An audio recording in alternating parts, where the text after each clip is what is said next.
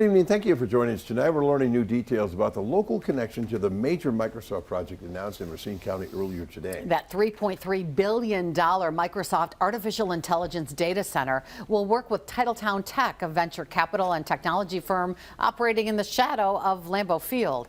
Emily Riley joins us in the newsroom with details on how TitletownTech will assist this new Microsoft project. Emily.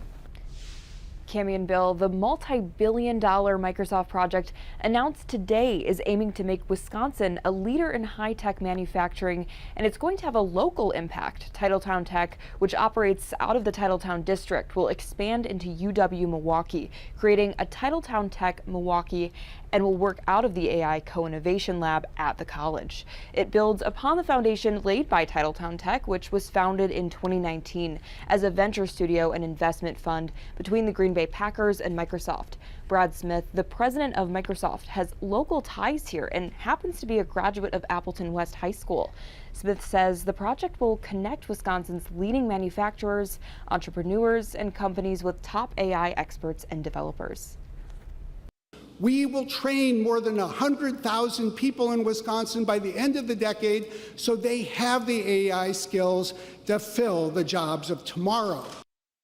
The Green Bay Packers CEO Mark Murphy expressed his enthusiasm to expand with the AI Innovation Lab and said in a statement, quote, "The Green Bay Packers are excited to continue our partnership with Microsoft, which we first established with TitletownTech near Lambeau Field, and now will expand and enhance as we collaborate with the AI Co-Innovation Lab," unquote.